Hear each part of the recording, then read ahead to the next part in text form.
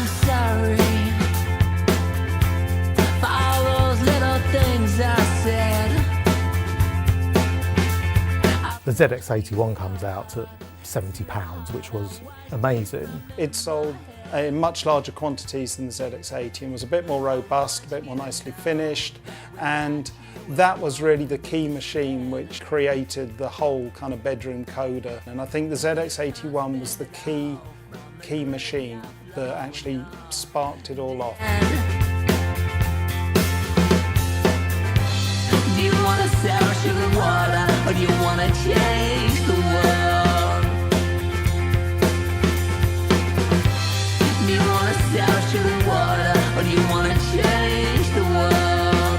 The ZX81 was actually quite magical. For the first time, you had this case with, yes, it's rubbish keyboard that you just used to keep trying to push to make anything happen. Every time you pushed it, the RAM pack would wobble and you'd crash and everything.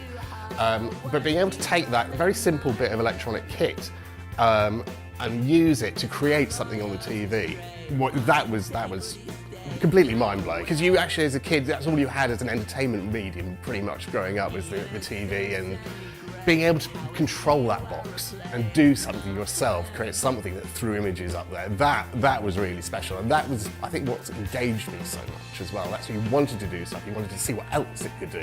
And I think that's where the whole nebulous of the British industry comes from, because it was about kids that were playing and wanting to change something and experiment and do something. And that led into everything else.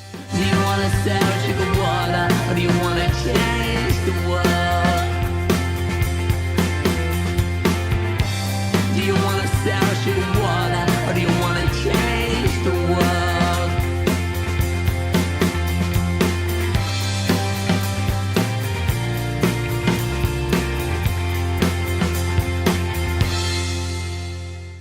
Homemade games really started with the ZX81. Suddenly, people could write moving games on a cheap computer.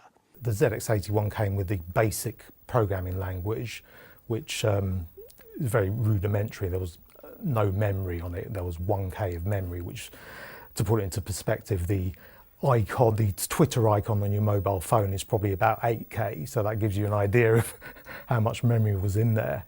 But, you know, I managed to get a few very simple things working, like, you know, getting the letter A to fly across the screen and things like that, which for me was a great achievement. No one else understood what I was doing or why I was doing it, but it was a lot of fun. The Sinclair book that came with the ZX81 was excellent. I mean, superbly written.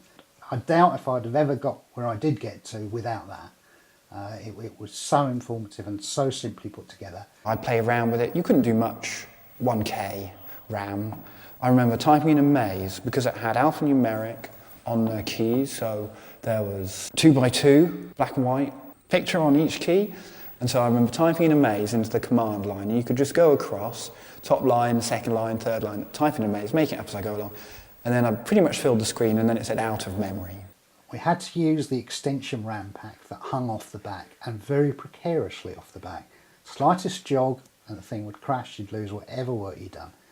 So, I don't know what everybody else did, but I made a board with various lumps of wood on it that taped the RAM pack and the computer to it so that nothing could move. Some of my friends were getting ZX81s and beginning to talk about 16K RAM packs and sticking frozen milk cartons on to keep them cool. The 16K ZX81 RAM pack had a habit of overheating the whole system. So you'd have to get a carton of milk out of the fridge, stick it on top of the ZX81, and hope for the best, really.